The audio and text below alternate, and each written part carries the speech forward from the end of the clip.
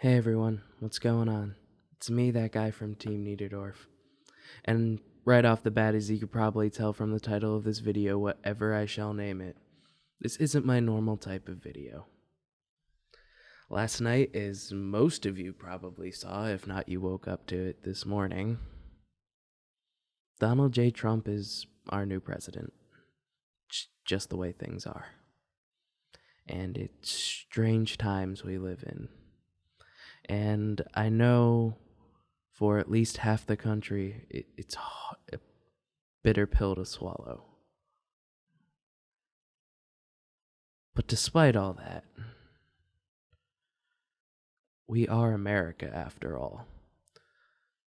We've gone through some shit. Hell, in my lifetime, it's been 9/11, all those school shootings, the bombings, the Iraq War, earthquakes, natural disasters, people being just generally terrible to each other. And if there's one thing I've learned from that, it's despair begets hope, and hope begets despair. So I know it might be really, really hard to accept what the Electoral College decided. Because at the end of the day, for second time in my lifetime, the system didn't work. The final tally had Hillary Clinton winning by 200,000 votes. That was the popular vote. However, that's just not how politics work here. The states with the most say had their say.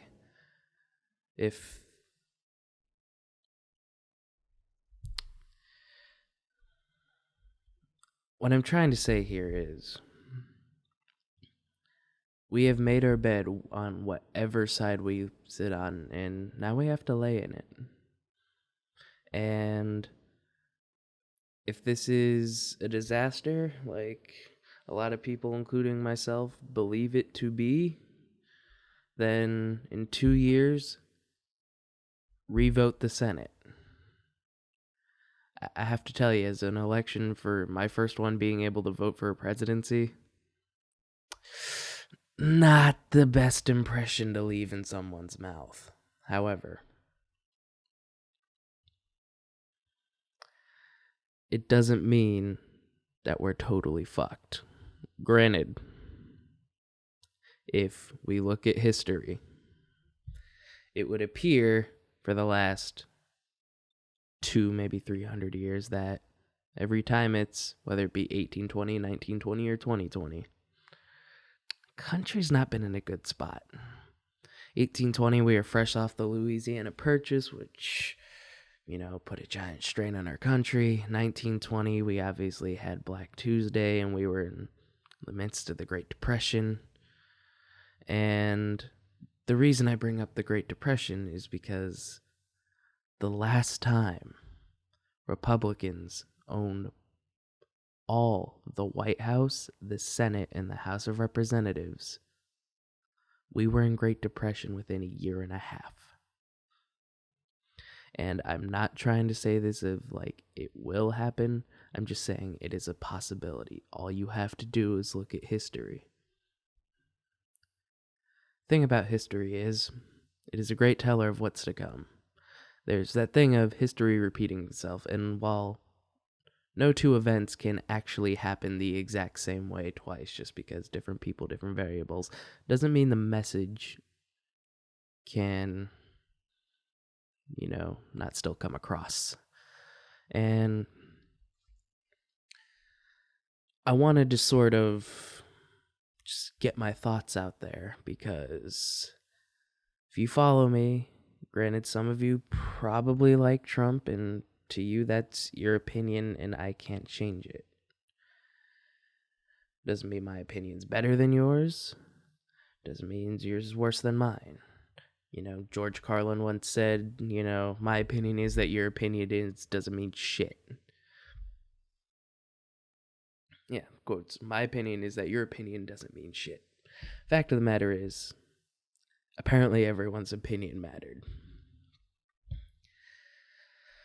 So, whether we took a giant step back or we just stumbled a little, as the president put it in his speech of this is sort of a baton race, and you try to go and progress as far as you can and execute a handoff so that the other person can just go, and hopefully you don't fall behind.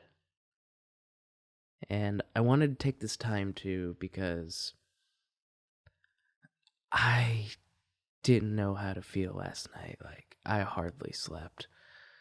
And when I woke up, I just tried to digest this as much as I can by trying to keep a calm, level head, because it's the curse of being intelligent. You just have to analyze things and look at facts. Hopefully, common decency will win out. But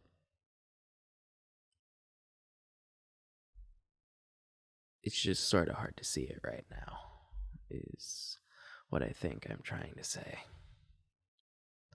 And if you notice me keep moving my arm forward, it's because I keep refreshing my phone to keep a speech I have up, because I think it applies, because I found it whilst looking through things. And I know for those of you who follow me, Lenny Pitor made a video on this, and if you want to watch that, go over to his channel. Link will be in the description, and link to this speech I'm about to read off and, talk about not phrase by phrase, but, when I see fit, will also be description below. So I found this speech via HBI2K, and it's Charlie Chaplin's last speech in the movie The Great Dictator.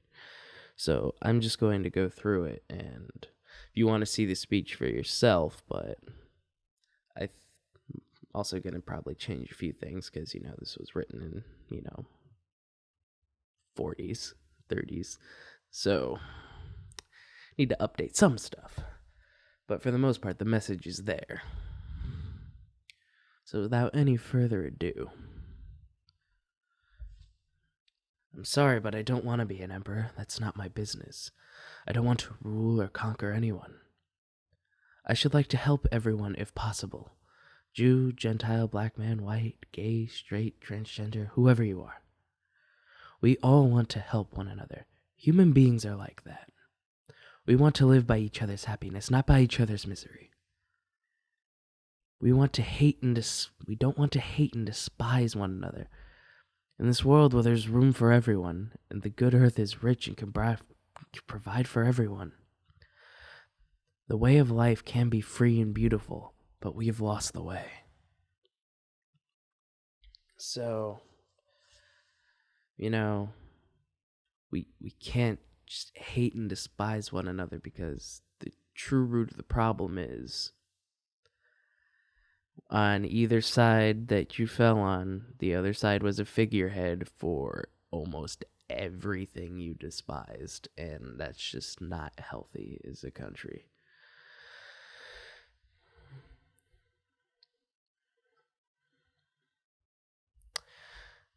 Greed has poisoned men's souls, has barricaded the world with hate, has goose-stepped us into misery and bloodshed.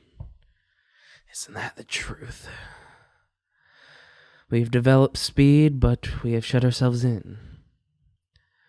Machinery and technology that gives us abundance has left us in want. Our knowledge has made us cynical, our cleverness hard and unkind.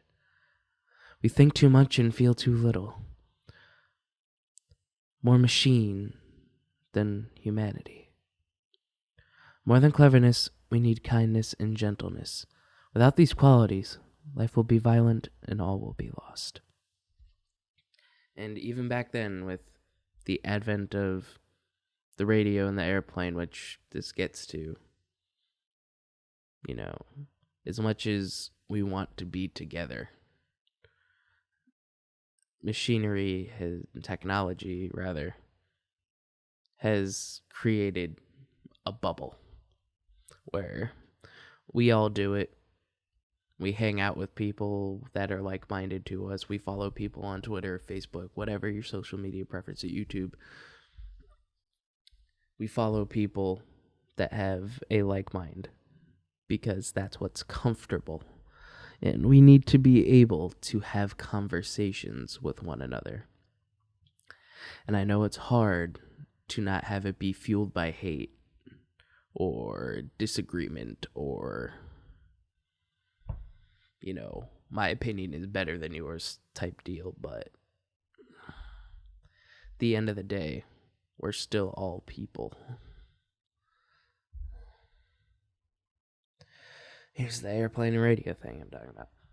The airplane and radio have brought us closer together. The natures of these inventions cries out for the goodness in men, cries out for universal brotherhood, for the unity of us all. Even now my voice has...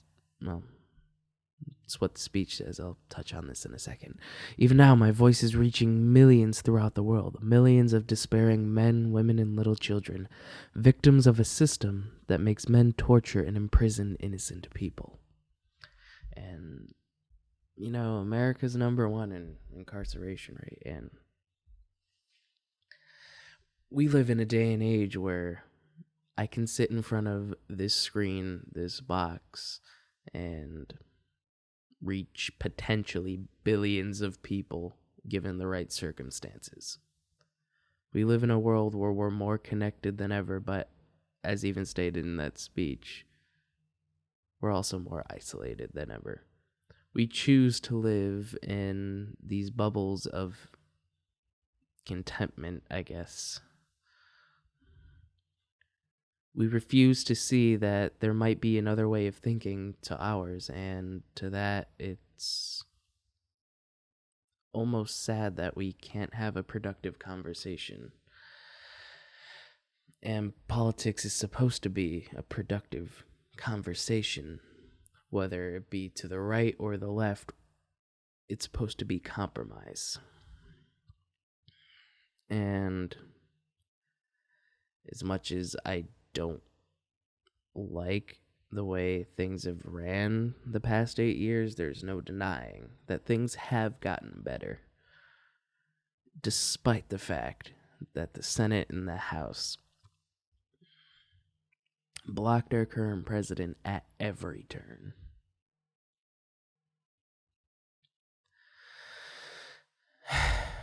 Anyhow, I'm going to continue with this because I feel you need to hear it. And as I said, this will be in the description box below. To those who can hear me, I say, do not despair. The misery that is now upon us is but a passing of greed, the bitterness of men who fear the way of human progress. The hate of men will pass, and dictators die. And the power they took from the people return to the people, and so long as men die, liberty will never perish. That's a strong statement. I've been watching, I just finished Danganronpa / 3 recently, and if you want a show that's nothing but hope versus despair, go watch that. Sure, some of the stuff gets laid on a little heavy, but the core message is there. And you realize that hope cannot exist without despair, and despair cannot exist without hope. There is no completely eradicating one or the other without completely reprogramming who the human being is.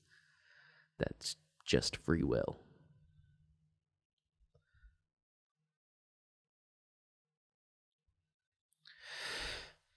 Next. Soldiers, don't give yourself to brutes, men who despise you, enslave you, who regiment your lives, tell you what to do, what to think, and what to feel, who drill you, diet you, treat you like cattle, use you as cannon fodder. Don't give yourselves to these unnatural men, machine men with machine minds and machine hearts. You are not machines, you are not cattle, you are men. You have the love of humanity in your hearts. You don't hate, only the unloved hate. The unloved and the unnatural. Soldiers don't fight for slavery, fight for liberty. And it's true, most people who have a profound sense of hate just don't feel loved. I know, growing up, I had a lot of hate towards things because I felt unloved in certain aspects. Hell, not a lot of people know this, but I used to be a fairly religious person, and what turned me off from it for a decent amount of time, hell, even to now, I'm barely on okay footing with the big guy upstairs, which, whether, no matter what your religious beliefs are, you have energy is energy. It just doesn't dissipate. There is something after, whether that after is a heaven or hell, or just a transference of energy that you feel, reincarnation, whatever it is, you can't deny the fact that energy just doesn't dissipate. So my point being for the unloved thing of, I said used to be, you're probably like, why'd you say used to? Because mid 2013, I lost my father. And it was such a bitter pill to swallow because I remember, I think my dad knew, like, a few weeks before, that he probably wasn't going to live much longer. And I remember him screaming in pain, just looking up at the ceiling one day, before he was hospitalized and eventually died. He's just like, please, God, just let me see this boy graduate. Because, I was about to graduate at the time. And the thing that turned me off was, you want to know where he was in my graduation day? A hospital bed. Nearly a vegetable. And to me, that just didn't seem right. A man's near-death plea wasn't answered. Sure, he got to see me graduate in a sense that, I showed up after, and he lived for maybe a month or two after. But,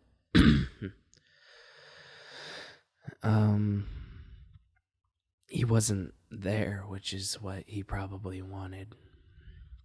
And dear God, I need to drink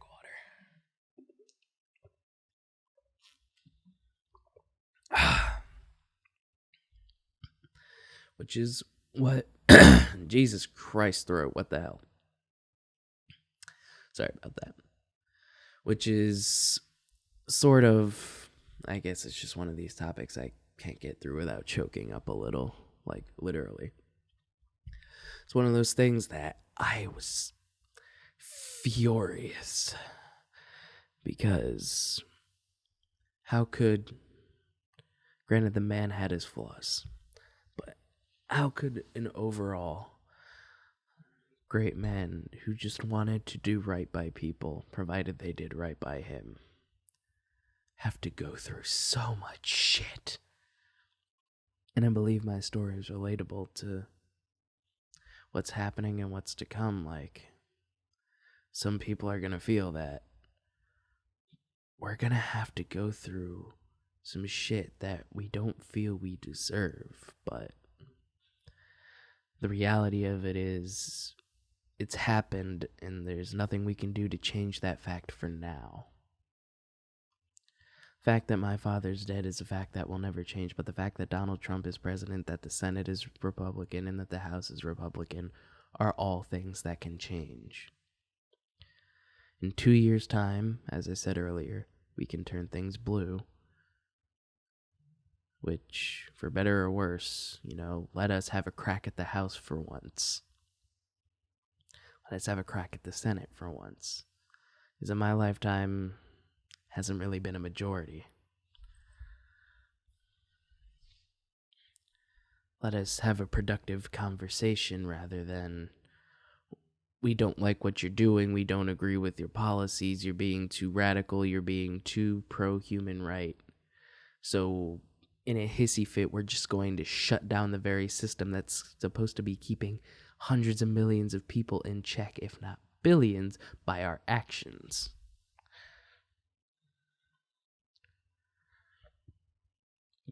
So don't fight to be a slave to the system. Don't fight to be a slave to anyone. Fight for liberty, because at the end of the day, that is one of the core principles that this country was founded on. And none of that was part of the speech. That was all me. Continuing with the speech, and I know this is a long video, and if you've clicked off by now, I don't blame you, but I feel all of this needs to be said. In one format or another, I don't care if one person watches, if 12 people watch, if millions of people watch, it's all the same to me. If this can reach one person and at least ease their conscience a little bit, I'll feel a little better. Continuing with the speech after this notification leaves my screen. In the 17th chapter of St. Luke it is written, "The kingdom of God is within man, not one man nor a group of men, but in all men, in you. You have the power." The people have the power, my bad.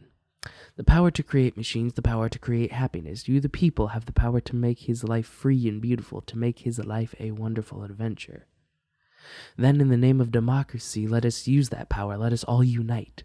Let us fight for a new world, a decent world that will give men a chance to work, that will give youth a future in old age a security.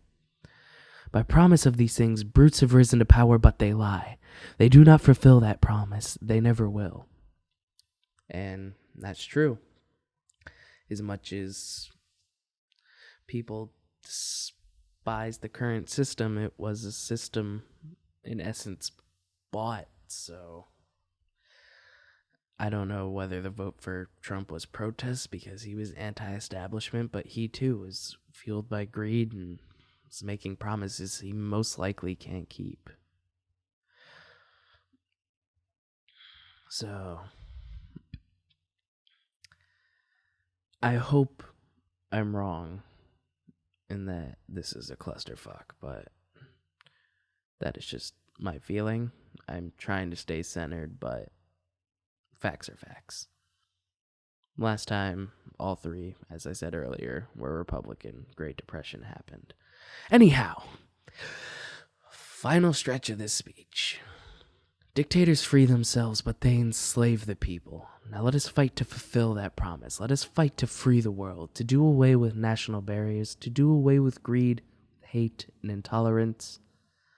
Let us fight for a world of reason, a world where science and progress will lead to all men's happiness. Soldiers, in the name of democracy, let us all unite.